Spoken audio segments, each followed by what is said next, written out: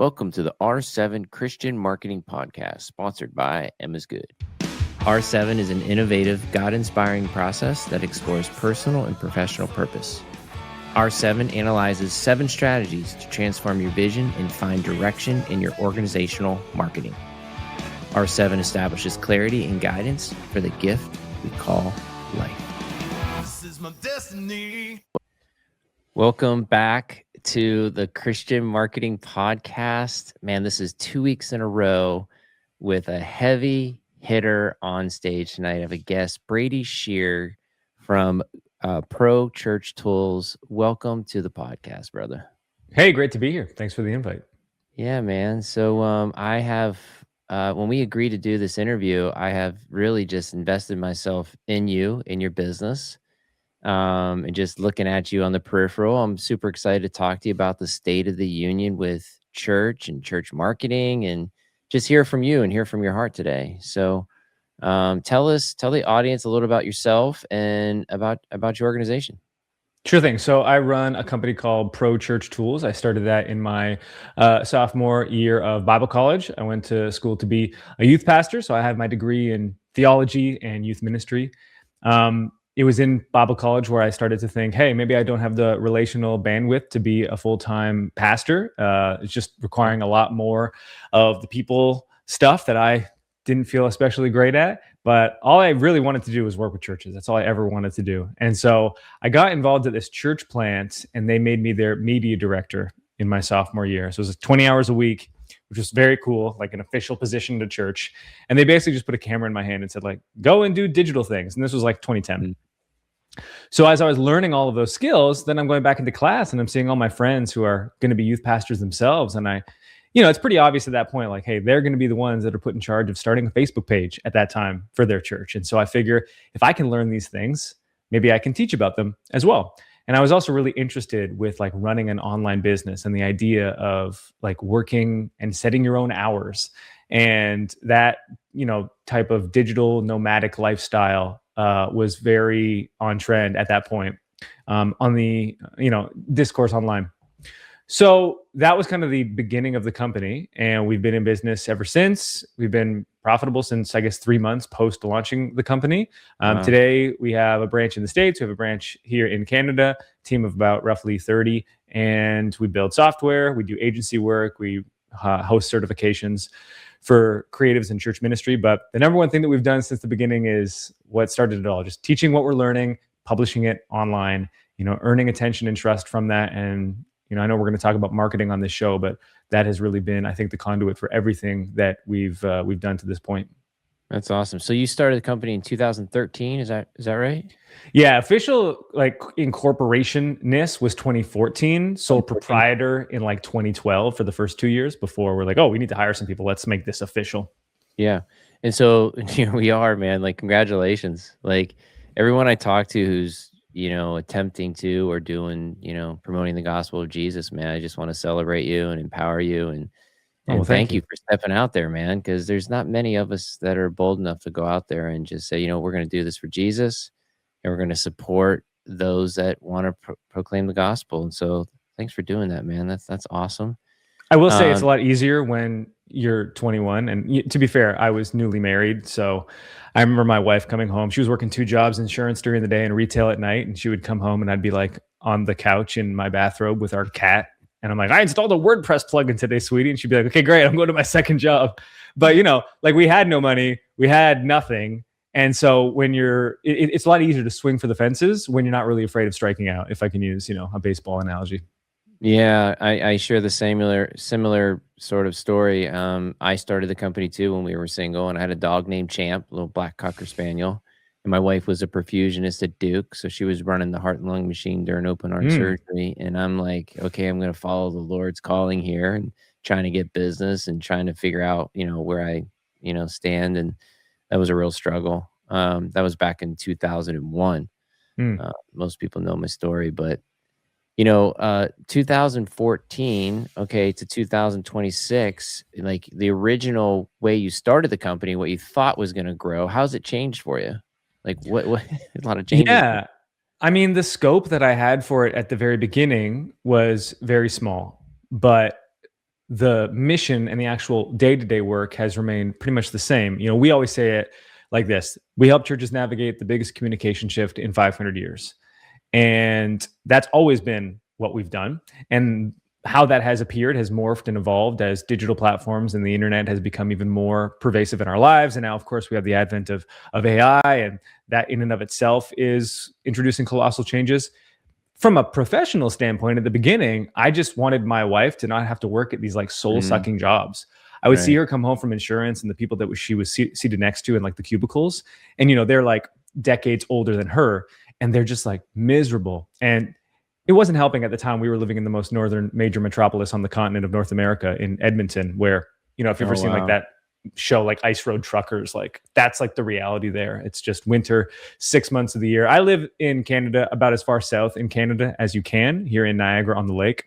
Like we're more south than you went to the same extreme. Well, it may be an overcorrection. I was like, I got to get as far away from this as I can. So that was the impetus at the beginning, though. I just wanted that, and I was making $1,200 a month, working 20 hours a week at a church.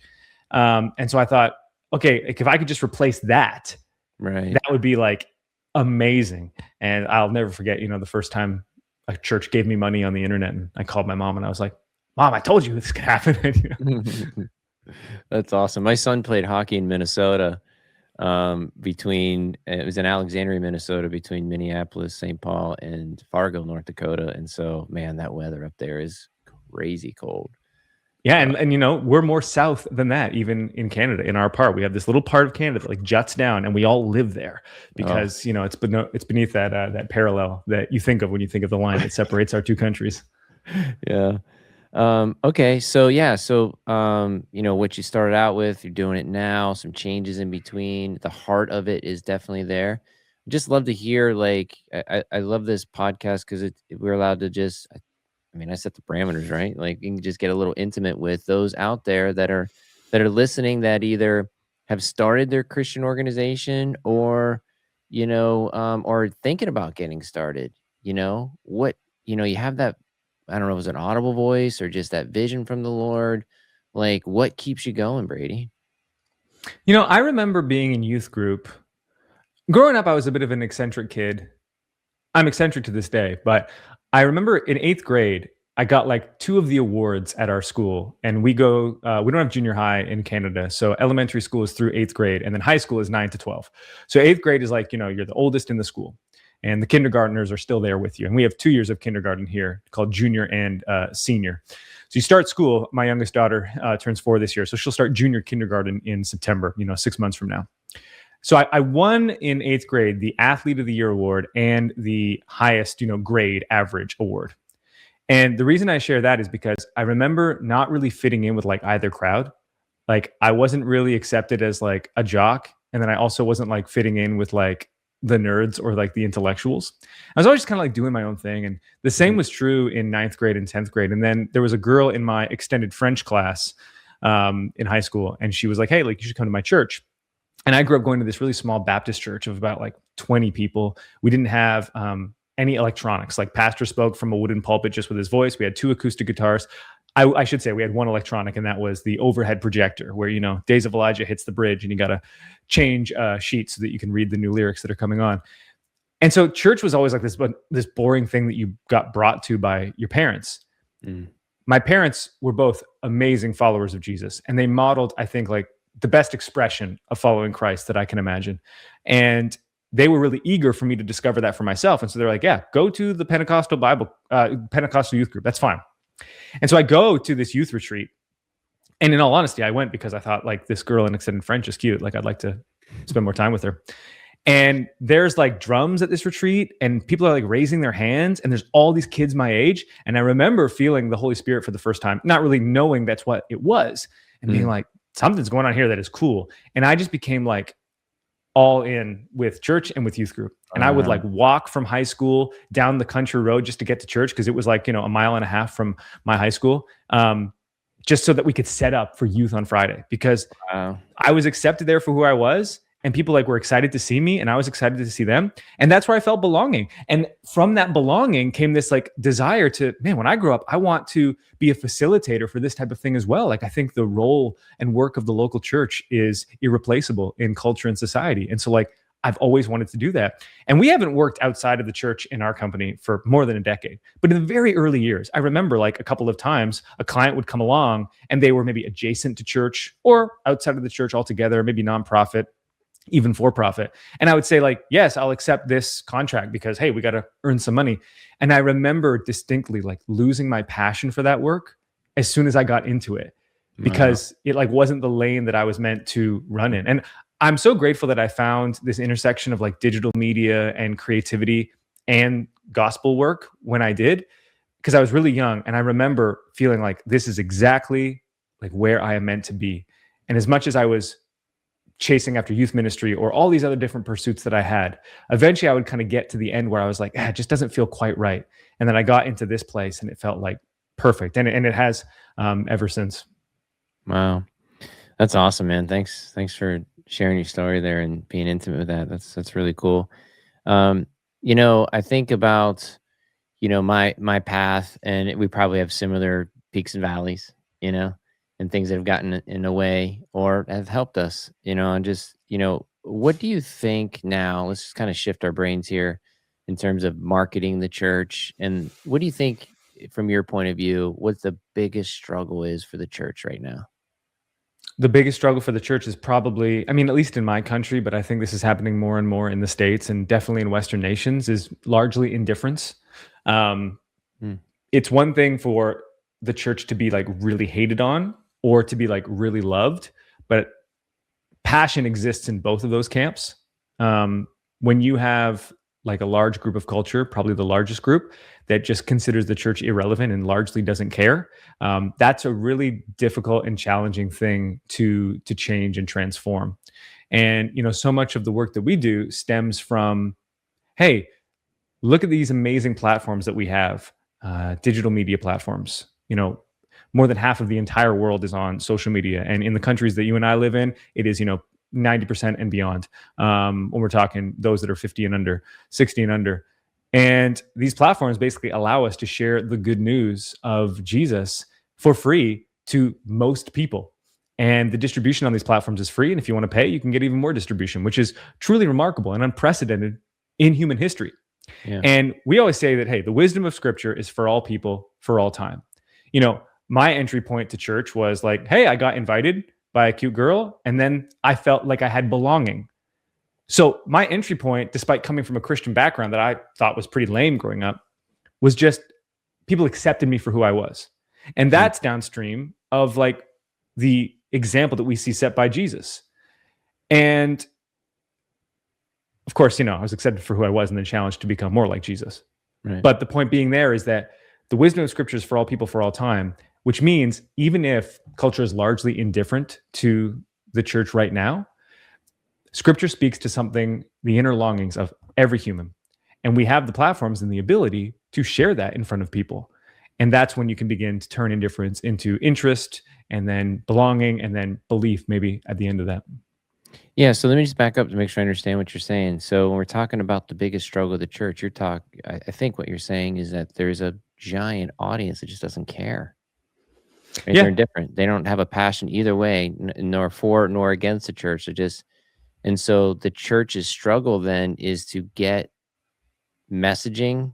This is kind of where I would take over and say, the struggle would be to get into the persona of who we're talking to and be relatable to them with great messaging.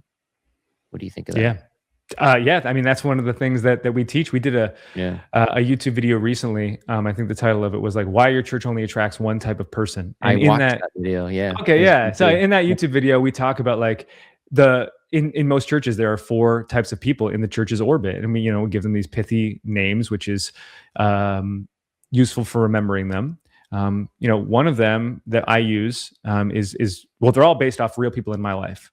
And one of them is this guy who I know who, loves fantasy sports, and he's been to our church a couple of times. He expressed interest in being baptized once, and him and I talk about faith and stuff, but he doesn't have a ton of great like role models in his life.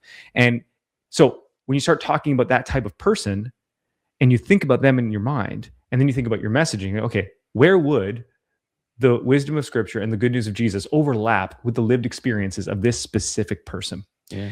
And usually the church has, 2 or 3, 4 of those types of people in their orbit. Maybe you only have one right now as a church, but you're like, yeah, I know we would like to reach more people.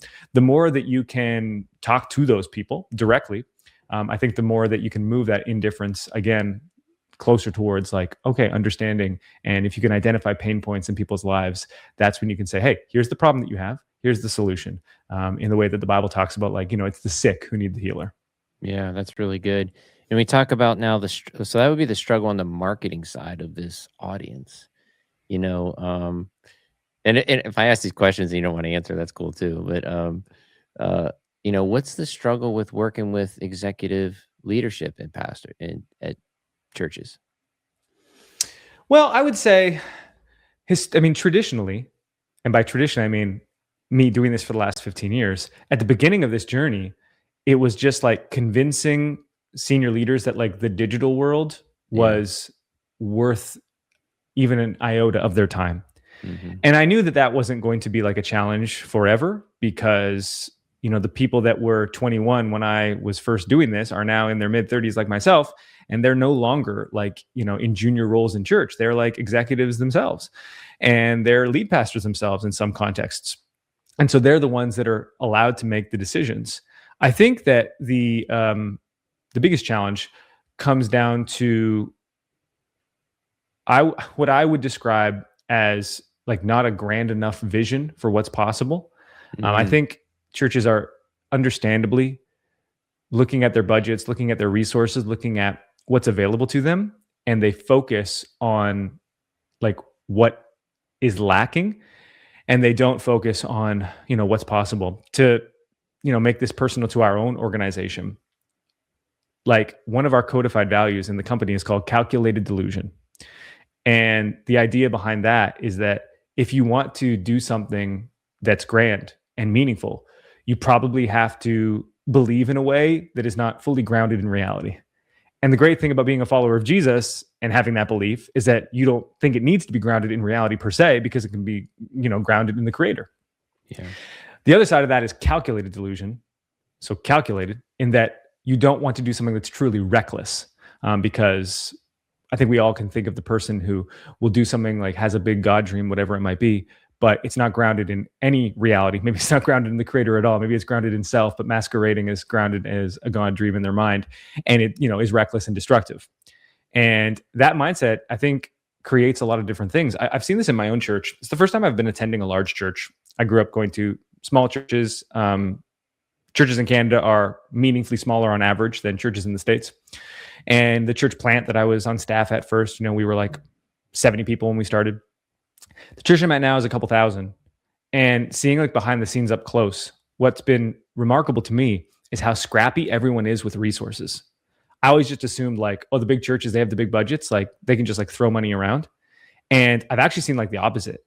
Like us repurposing gutters for new stage designs, eaves troughs, as we would call them in Canada, for new stage design, or, like building a baptismal tank from scratch, using like, discarded materials and things like that. I was like, oh, like, are we not just going to like throw money at this solution?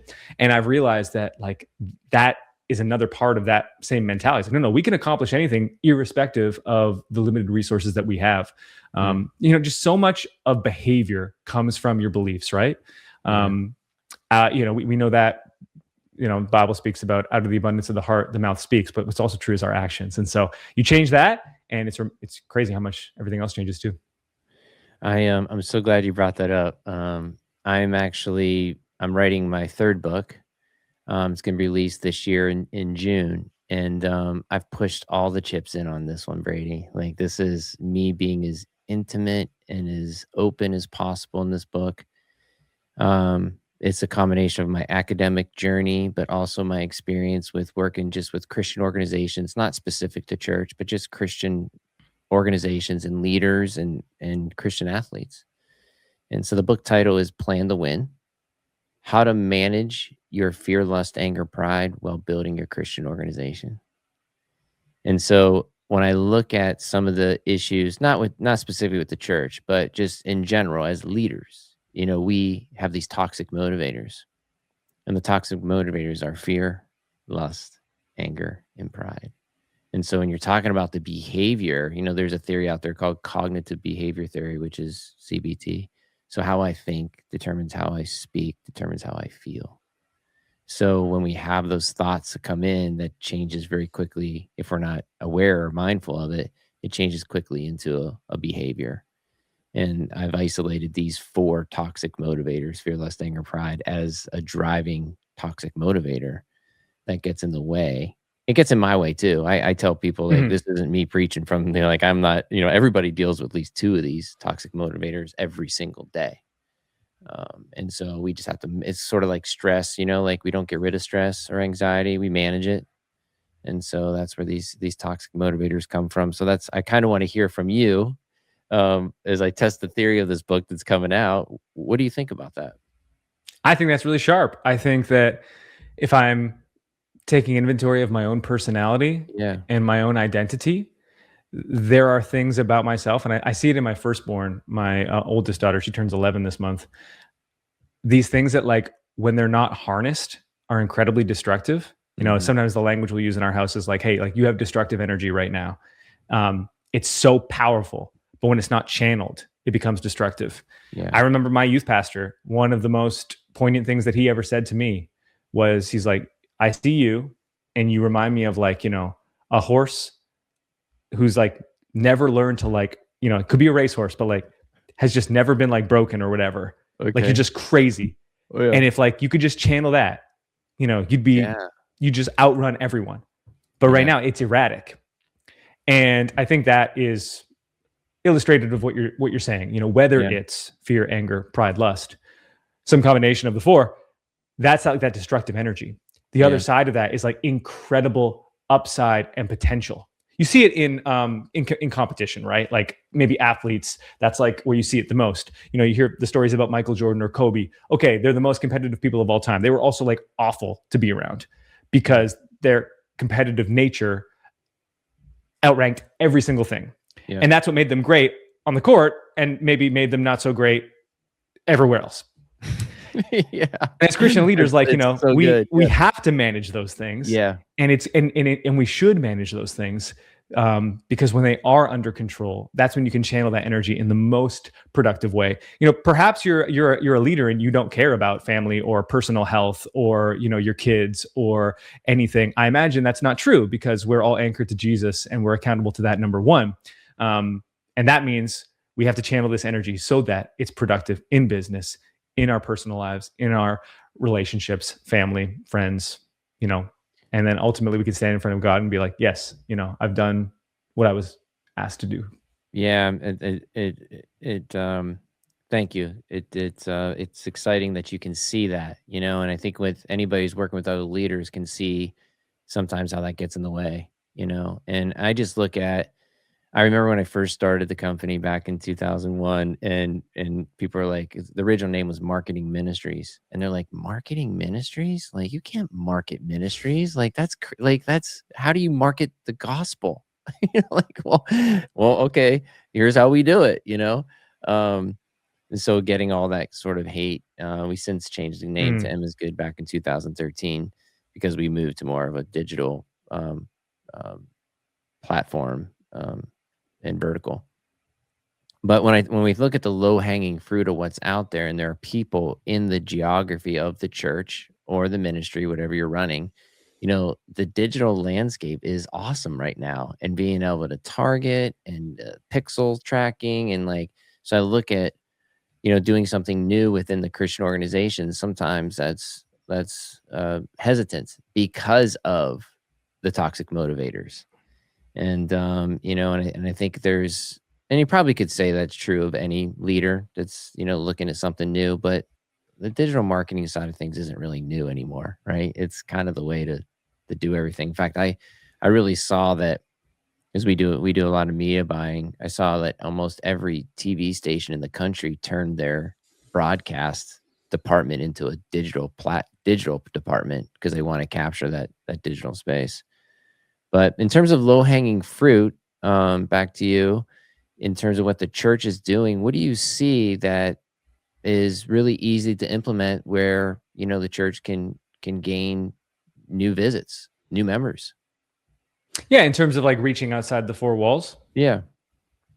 Yeah, I would say that, I mean, there's a lot of offline and online that works together. In terms of what we focus on, I always tell churches, like, you have this massive advantage, which is like unprecedented across any other industry. And that is like your senior leader, and the rhythm of church for centuries has been your senior leader is like creating new content every single week. Oh, yeah. And the content is sourced from this ancient text that has been relevant to cultures of all shapes and sizes for millennia. Like, all you have to do is then take that work and like repurpose it on these platforms that give you free distribution. And if you want, throw paid money behind it. Again, we can lament like churches, we don't have the resources of this business. Like, okay, right. But if you're a dentist, a lawyer, a real estate agent, like, you have to sign the contracts and sell the homes and clean the teeth. Then you have to go, right, we have to contend with digital beyond this. That is not what is top of mind for the leaders of those organizations. But for our churches, like, it's baked in to every single church that takes the gospel and shares it from a pulpit. The digital pulpit is so familiar to you, or it should be, because the in-person pulpit is this long-standing tradition. Right. So we always try to like lean into those strengths and try to, again, change the church's perspective on, hey, I understand the downsides, but like, here are the things that are possible for you. So low-hanging fruit is like repurposing what is already existing, right? The idea of the low-hanging fruit, in terms of the analogy, is like, the fruit's right there, just grab it. Okay, great. The sermon's right there. It's already been preached. Like, just repurpose it. Yeah, like, so good. We have all these people that want to, myself included, we all want to like be the healthiest version of ourselves, right?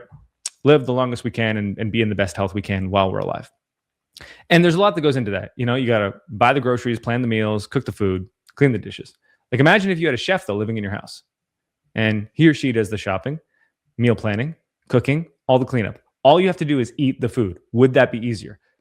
Like, that's what churches have. Like, the message is already done for you. All the content ideation, all the spiritual and creative effort, all the planning, it's done. Now, just don't let that sermon be preached once and then maybe archived on a YouTube like live tab that's buried at the back of the channel. Like, share that to the world for free on these platforms that provide that platform to us. I think that one of the biggest struggles for any organizational leader, forget about Christian for a second, is that you got to create compelling content that puts you in the space so that search can pick you up. And you're so spot on. It's such a great point. And it's probably severely overlooked, is that you're creating compelling content every Sunday, Wednesday, right? Take that and box it, put it out there. And if you have the assets, or you have the funds, throw some money behind it. That's so easy to do. If you're listening out there, that's brilliant. Get with Brady on it. The amazing thing about social media too is that like, it gives you unvarnished feedback as you publish. Yeah. So I've been doing this for like, again, 10 years. You've been doing it for 20 plus. Yeah. When you publish online, people will vote with their time and attention and tell you what they like. In person, what happens? You preach a message from stage. Someone comes up to you afterwards. Hey, pastor, great word. In polite company, no one comes up to you and says, yeah, that one really sucked. It just doesn't happen. And I'm not talking about like online they will. Right.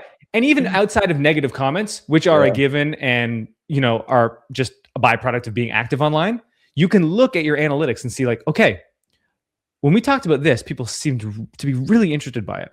There's this church in Texas I love to use as an example for this. They were a church plant, and they had a husband and wife preaching duo. And we did a podcast interview with their creative director a couple of years back. And what they noticed was, because they got onto TikTok pretty early, 2018, 2019. When they published sermon clips around parenting, they would see like these huge spikes in views relative to their other content. And they realized that, okay, there's something about the DNA of our church and the wisdom of scripture that speaks a ton to parenting and being a child and growing up that is resonating with people regardless of their faith background. And so that then told them something that was true about the people that they were trying to reach. And that became really useful information that shaped their publishing strategy. And then actually started shaping like their ministries, because they were like, okay, like this is obviously a felt need. We're hitting a pain point. How can we serve these people even better beyond just a 30 to 60 to 90-second sermon clip, let's say? And that only is granted to you if you're actively publishing online. Yeah. And it's like, if you're a business, you might spend 5 figures on market research. And as churches, like, you can get that for free as a byproduct of just being active on social, just from publishing what you're already doing. You do that for 12, 24, 36 months, you can get, not just see transformation in your church, but like learn transformational things about your church and your unique DNA and voice, and how that all combines to meet the needs uniquely of people. I always say to churches, like, because sometimes they'll get on a call with me in a little bit. Well, I'm not like a big church. We're not set up like, in that big black box with the huge lights on stage. And I'm like, good. Like, that's just one expression of church that happens to be like very visible online. But not everyone wants to go to that type of church. Not everyone is going to resonate with that type of church. Not everyone's going to feel at home in that type of church. I wouldn't want your church to feel like you have to present yourself differently online. We talk about the principle of congruency. Your online presence should be a genuine expression of your in-person experience. So like, be who you are in person, online, and that will naturally connect you to the people that need you. Like that youth group for me, right? Like I went in person. The Baptist church I went to, it was doing nothing for me.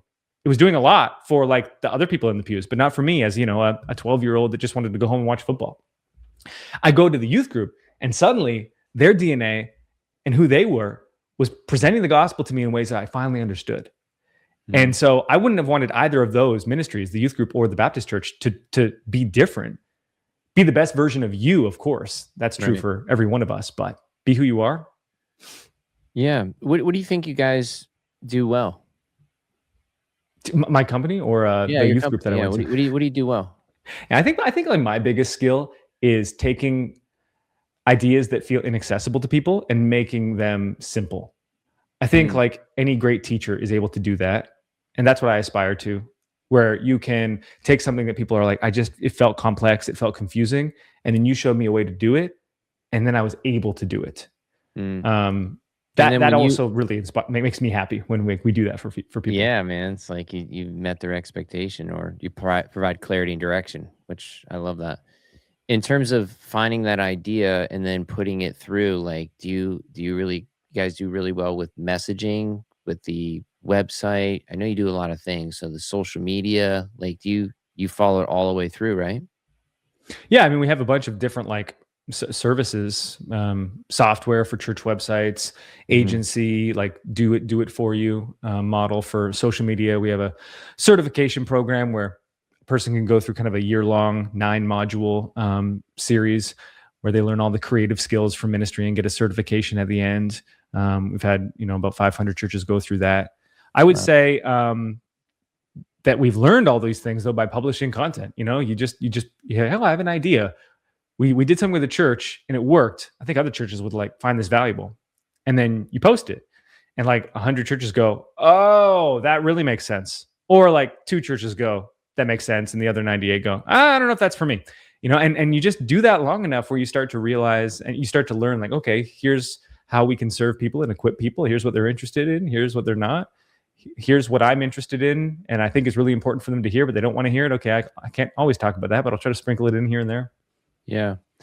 When I get into a new client meeting, one of the things I talk about is the war that we don't really know that's out there. So I like to tell this story back in 1980 when Ronald Reagan was president. The amount of gross impressions that the average American was being hit with was about 600 a day, and the bounce rate was about 30 days. So when Reagan gave a speech, that speech would resonate with the American people for about 30 days. We fast forward to when Obama was elected, those impressions went up to around 7,000 and 9,000 per day, and our bounce rate was 2 days. And then if we fast forward to now, Trump's second term, our bounce rate's probably an hour, and we're up to about 17,000 impressions a day. And so when I think about the biggest challenge for any Christian organization, probably could say any organization really, is the algorithm that is out there to get you to buy stuff. It is so intuitive and complex. And so for a church marketer, you really have to find messaging that cuts through the noise. Like, I like to define it as finding the tip of the spear in your messaging. We've got to get to that. And it's like, if we can find that and then make sure it's still within the vertical of what God's called you to do. That's probably the priority, actually. We got to make sure it's the vertical. God's calling me to do this. Let's find the messaging. Let's find the hero villain. And now let's create messaging that cuts through the noise. And it might be uncomfortable. The messaging might be uncomfortable, because you've created this soft messaging in the past. Hi, I'm Pastor Dave. We have, I'm part of Jones Church, and we're open on Sundays, not 9 and 11. Come worship with us. And you know what? We have a great praise and worship. This kind of linear marketing that just doesn't work anymore. Meanwhile, Geico is over here spending $200 million on piggy, piggy, piggy, wee, save 15% with 15% or less, or 15 minutes or less can save you 50% of your car insurance. Geico, which stands for Government Employee Insurance Company, but they use a gecko to say Geico. Like, I just feel like the church world, not the church world, I would say the Christian ministry world, is getting its butt kicked by creativity and by not being creative and staying in the linear model, when the rest of the world is out there cutting through the noise. I think that's fair. And I mean, I really have always believed in the idea of, hey, like, let's niche down and really focus on who we are. I mean, that church is a good example of like, hey, we're just going to, like, most of our content that we publish is about parents, like, and families. Like, does that mean we only preach on that? No, but like, this is a really good entry point. And the more that you get involved in this church, the more like you can see like all the things that we're doing. But this entry point is super, super laser focused. Yes. I mean, my example of that is, so you start a company at 21 as like this Canadian with no business pedigree and no ministry pedigree. Like, why would anyone listen to you? Well, maybe you could talk about something that literally no one else talks about. And so that's what I did. All of our content at the beginning was about church video announcements, because we did them in our church. Yeah. And so like, I just would start publishing blog posts and YouTube videos about like, here's how to do church video announcements. And if you want someone to do it for you, you can pay me to do it for you. And that was the first thing that we did. We had like 150 churches at its peak. Wow. We'd send in their scripts every week. And then I would get on this green screen and like present them. And then we would edit them and send them off. And like, there wasn't another human on earth that wanted to talk about that, because like, what an absurdly specific thing to focus on. But because no one was, I became the trusted authority. And because I was working with so many churches, we had really good information on how to do it well. And so then like, you build attention and trust from that. And then eventually we were like, okay, like, let's expand to talk about a few more things and a few more things. And now we cover like, broadly a lot of creative things. And Brady Shearer and Pro Church Tools is a name that has a lot of trust with a lot of people. But at the beginning, when that didn't exist, we just had to get hyper specific. And I think that is another version of what you were saying, which is like this soft messaging. The word that I would use is it's just generic, right? Like, it's just trying to speak to everyone, and it's landing with no one. Yeah. And so if you can get very specific on like, here's what we believe, here's what the message of God says, this is how it will apply. And sometimes I agree that does become provocative, not because it's sensational without substance or it's just like rage bait. And we had a sermon reel for a church go like mega viral a couple of years ago with 8 figures views, and the hook on it was just like, why your spouse matters more than your kids, which is a pretty normally accepted like Christian teaching, but outside of the church is pretty strange. Yeah. And that's like what I mean when I say provocative. Like, the wisdom of Scripture is the upside down kingdom. By virtue of that, it goes against what is established as conventional wisdom. And that means polarity. And that polarity is often that, tip of the spear that you were mentioning. Yeah. It's really good, man. The specific is the provocative. I love that. And what I've noticed over the years is what gets in the way of that. And what gets in the way of that is your toxic motivators. And it's mostly fear. So what we have to do is pare down everything, make it clean and simple. Sure. And that's scary, because I need to get this message in front of you, Brady, and I got to tell you everything about my organization, because you're never going to see it again. You have to have this long-term kind of drip that's going to happen, the top, middle, bottom of the funnel. It's not top, middle, bottom of the funnel all in this one message. Correct. Right. And so we have to like temper that fear of, okay, we're going to get back in front of them. It's okay. Relax. This doesn't have to work today. It's got to work in the next 3 months. And so that's where we get into, okay, what other decisions did you make that makes this a fearful ad today? Yeah. Yeah. Well, Yeah. and just to give you some quick math on that. Okay, so like our audience is across all platforms about 500,000. And I would say in the lifetime of our company, we've probably had, let's say for a round number, 10,000 churches / customers that have paid. Okay. So that is 2%. Like, how could a company run where like you have a 2% conversion rate, or like only 2% of people ever pay you? And Yeah. that's not people that have heard of us. Those are people that have actively chosen to follow us. So Okay. that's not like, oh, like I saw Brady's stuff once. Like, last month we had 6 million views on Instagram alone. So like, we're not talking about like, we're talking about people that chose to follow me. They're like, I like this stuff, I want to follow it. 2% of those people eventually give us money. And we have run a very profitable business for 12 years. Because when you lead with value and you lead with like giving stuff away, you earn all that attention and trust. I am 100% confident that if I had led with the 10,000 number first, be like, hey, that kid who just started with video announcements, one day he would have 10,000 churches that had like given him money on the internet. You'd be like, that is a lot of money. But when you put it with a 2% conversion rate from 500,000 that chose to follow, it didn't sound like that is impressive. And so like to Dave's point about like understanding the top, middle, and bottom of the funnel, like that means you're going to have a lot of people that choose not to buy, but that's like intentional and purposeful. And the great thing is, at least for me, about this model is that you leave those people in a place where they got value. Yes. They're a potential customer down the road. And if they never ever pay, which my math would say 98% never will, like hopefully I helped them move their ministry forward anyway. Yeah, that's it. That's it. I mean, you're just sowing great value into the kingdom of God, and it's going to pop up somewhere else. That's what I've witnessed too. Man, I gave and gave over here, and it really wasn't profitable. But my gosh, look what came up over here. Like this is faith. Yeah. Oh, let me share one great example of that. Yeah. So my family and I were on a vacation last week. We were at Disney World, annual vacation. I didn't grow up going to Disney World, but my wife did. So it's like this big thing in our house. We have 2 daughters, princesses. It's awesome. I love it. First time I went to Disney, I was an adult, and I went with 2 adults, and I was like, I don't get it, man. This is not for me. Where are the big roller coasters? And then I went with kids, and I felt different.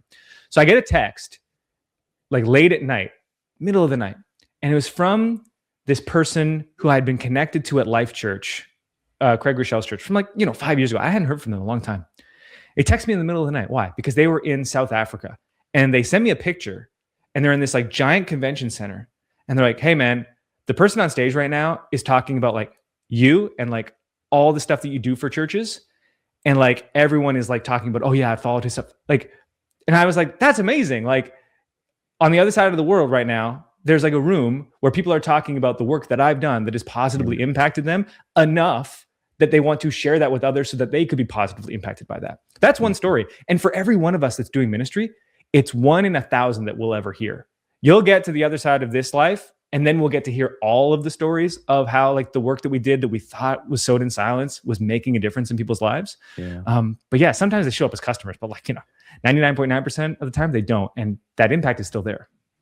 I love that you're doing it because you're called to do it. That's so awesome, Brady. I've worked with a lot of executives and professional athletes who do it because they want the attention or they want the dollar bill. And, it's really and that's really kind of the inspiration behind my book, Plan to Win, is that when we're aligned with him to glorify him with our talents and our abilities, we're in a good place. And yet these toxic motivators, like I thought you were going to go there with this competition when you were talking about competing. I play pro hockey. So like I always loved knowing who was in front of me. Right. And so, okay, if I know who's in front of me, then I can kind of sniff out their weaknesses and I can have a chance to win. And I feel like a lot of times in ministry, we just, Jesus is the way, the truth, and the life. Right. And so we just follow Jesus. And that's cool. There's nothing wrong with that. But there's an adversary. There's an enemy out there that wants to kill, steal, and destroy. And I think about, the devil's logo, this arrows being in every direction. Like he wants you distracted. And I feel like if we're able to identify what's distracting us or what's across from us, then we have a chance to win. We have the chance to say, you know what, this lustful thing, in this case, it wouldn't be like sexual lust, but this lustful thing, like people, power, and possessions that I'm going Mm. after, like this is hurting me and it's making me become more dysfunctional. I need to get back to why I'm here, what God has called me to do, so I can glorify Him and forget about the noise out there, forget about the people, power, and possessions, and just really focus in on who God called me to be and attempt to go after that, right? There's just another force out there, another enemy, and I'd love to identify that. Which I think you're like I can just tell, man, you got the smoke of battle about you, and so thankful you're in this space. And you know what I also think is cool, Brady? Like I've been at this for a little bit longer, but we haven't really crossed paths, and we kind of do the same It's thing. true. You're like in this church space. I was, and God called me over to this other space, but it's like I feel like we're glorifying the Lord with digital marketing and and helping the kingdom of God out there. And how crazy is that we've been at this for a while and we never really bumped into each other? I think Yeah, that's like that's three, crazy. 4 decades between the two of us. It's probably because I never leave Canada. I just I work from home. That's all I ever wanted to do. Like I go on like trips, like fun filming trips around the world, but like I'm not really great with like the conference invites and the speaking invites. And like maybe when my kids are a bit older, I'll get a bit better at that. So I do the same thing. I'm in my Christian bubble, right? I deal with clients. I go home. Sometimes I play a little golf or I hang out with my wife. My kids are out now, so I'm an empty mm, nester. So I have a little bit more time. But at the time, it was all about hockey and travel, and sure. and so I did the NRB for several years, and Yep. and I haven't. I did last year, but like I just don't get out much. But I just Yeah. think it's so cool that even in the digital space, we haven't really seen each other, overlap. And that speaks to what's amazing about this like digital world. Like whatever position you're listening to this in, so my audience is 500,000. That's like such a small number Right. compared to like what it could be. And whatever your number is of clients or people in your church or Yeah. leads, whatever it might be, like it's just so small to what it could be. And that comes back to that original mindset of like just believing in what's possible and not like putting a ceiling on what's possible and what God has for you, and then staying anchored to the Yeah. person that you're meant to become. Because I think when success or good things do come to you, there's a reason why the Bible says, the love of money is the root of all evil, as one Yeah. example. Like it's so easy to be corrupted by power, by wealth, by position, by fame. And so resisting those things and staying anchored in Christ is the only thing that's gonna, keep you from that. Yeah. You know what is so awesome too? Like I kind of knew this, but you just helped me realize it that it doesn't have to be 6 million people, right? Like if you're looking at starting an organization or in an organization now and like saying, okay, is there space for me? This has already been done before. We're examples of with just a very small piece of the pie and how we're glorifying the Lord and helping so many different Christian organizations out there. I just think it's so powerful, and I just want to encourage other people, the men and women of God, to go out there, and if they're feeling called to start their ministry, go for it, man. There is space for you. Yes. We published Instagram carousel last year. It's just one example. And the title is Rules for Church Photographers. And right now it has 1.8 million views on Instagram. If you had told me that 2 million people cared about church photography when I started this, I'd be like, no, there's not enough humans on earth. There's not 2 million humans on earth that care Right. about that. And maybe that carousel literally reached every possible church photographer that exists. I don't know. But like the point is that the internet gave me the ability to create a company and a life for my family and friends around like the most specific, hyper Yeah. like focused niche. And so like whatever you're doing, the number of people that is possible to reach and is possible to affect and impact for the better is almost certainly magnitudes larger than the number that you believe or have in your head. And that's remarkable to me anyway. Yeah. Thanks for being on, man. This has been an awesome interview. I'll give you the last word if if you just want to tell people how they can reach you or any other words of inspiration you have for people out there that are running Christian organizations. I'll let you have the last word.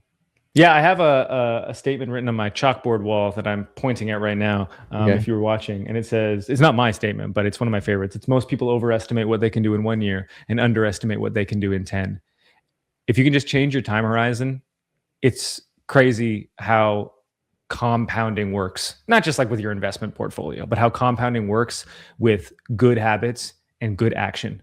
You know, when I finished my workday, I did it yesterday. I only probably worked for like 3 hours yesterday. And I was like, there was a part of me that was like, oh, 3 hours. Like I probably could have worked more. And then I was like, no, but like I did like these 6 or 7 things that positively moved the needle forward on what I'm trying to accomplish. And I know that I do that every single day, basically, except for when I'm in Disney World, apparently. If you just keep that up on a long time horizon, it's amazing what like compounds and adds up. I said I'd give you the last word, but I just want to add to this. Okay. Sure. This is where I love, Sure, right? this is where I love Plan to Win. You know, I have this on my boat, and it's like the other day of last summer, I was coming into this cove and somebody yells out, "Hey, you winning?" You know, and I was like, "Okay, buddy." I was like, "I'm planning to," you know, that's not win. So I love what you're saying, man. Like the plan to win is putting in the discipline and the detail in your day, and that compounds over time. So the reading, the praying, you know, getting with God, right? Meditating on the word, you know, just those daily activities can help you move the dial long term. 100%. Yeah. All right. Thank you, sir, for coming on. Really appreciate this. We should probably do it again. But if you haven't, where can people reach you? Yeah, just look for my name on the internet. You'll find it, whatever platform that you like to follow along.